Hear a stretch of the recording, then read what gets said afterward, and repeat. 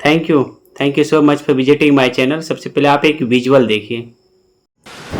इसमें आप देख पा रहे हैं कि कैसे पुलिस कर्मियों के द्वारा लोगों की भीड़ में लगातार गोलियां चलाई जा रही हैं। लोगों में अफरा तफरी मचा हुआ है, लाशें पर लाशें बिछाए जा रहे हैं, लोग इधर उधर भाग रहे हैं जान बचाने के लिए, लेकिन किसी एक का भी जान नहीं बचता है। ये थी जालियांवाला बाग हत्याकांड। आखिर ये जालियांवाला बाग हत्याकांड क्यों हुआ, इसके पीछे क्या कारण है, क्यों इतने सारे बेगुनाह लोगों को गोलियों से भून दिया गया, इसके बारे में पूरी विस्तार से समझेंगे। सो वीडियो को बने रहिए। साल था 1919, मार्च का महीना। जिस तरह से भारत पर भी जो सरकार है वो राज कर रहे हैं श्री नरेंद्र मोदी, उसी तरह उस टाइम यानी 1919 ईस्वी में भारत पे जो गवर्नमेंट थी यानी सरकार थी वो लॉर्ड चेम्सफोर्ड थे। ये इंग्लिश नाम इसलिए क्योंकि उसमें ब्रिटिश सरकार भारत पे राज कर रहा था। ब्रिटिश सरकार के समय भी कई नियम आते जाते रहे जिससे भारत को चलाया जा सके और भारत को गुलाम बनाए रख सके। उसी समय मार्च महीना यानी 1919 ईस्वी को एक नियम लाया गया जिस नियम का नाम था रॉलेट एक्ट। इस नियम के तहत सरकार किसी भी व्यक्ति को अरेस्ट यानी गिरफ्तार कर सकती है, चाहे वो व्यक्ति गलती किया हो या ना किया हो। अगर कोई लोग अपना अधिकार मांगे या अपना हक मांगे या सरकार का विरोध करे, उस स्थिति में डायरेक्ट उसे जेल में डाल दिया जाएगा। उस पे कोई कोर्ट कचहरी नहीं, कोई मुकदमा नहीं। ऐसे इस नियम के तहत था। लोगों ने इसका पूरा विरोध करना शुरू कर दिया।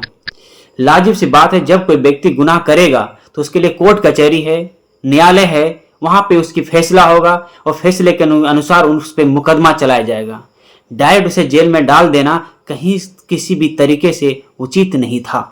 इस नियम का विरोध करने के लिए बहुत सारे लोग 13 अप्रैल 1919 बैसाखी का दिन जालियांवाला बाग अमृतसर जो कि पंजाब में पड़ता है, लोग वहां पे इकट्ठा हुए थे और विचार कर ही रहे थे कि कैसे इस नियम को वापस करवाया जाए। इसी बीच जनरल डायर नामक व्यक्ति घोड़े से एंट्री होता है। उसके साथ बहुत सारे पुलिसकर्मी थे और बगीचे में पहुंचते ही उन्होंने आदेश देता है फायर। 10 मिनट लगातार गोलियां चलाई गई। 1650 राउंड फायरिंग हुआ। सैकड़ों लोग मौके पर ही मारे गए। कई कुएं में कूदकर जान बचाने की कोशिश करते रहे, लेकिन बचा कोई नहीं पाया। सरकारी रिपोर्ट के अनुसार 379 मौतें दर्ज की गई, लेकिन असल आंकड़ा 1000 से ऊपर था। ब्रिटिश संसद तक इसकी निंदा हुई, मगर जनरल डायर को हीरो कहा गया। लेकिन इधर जनता में आक्रोश, गुस्सा से भरा भारत में तूफान आ चुका था। गांधी जी ने असहयोग आंदोलन का आह्वान किया।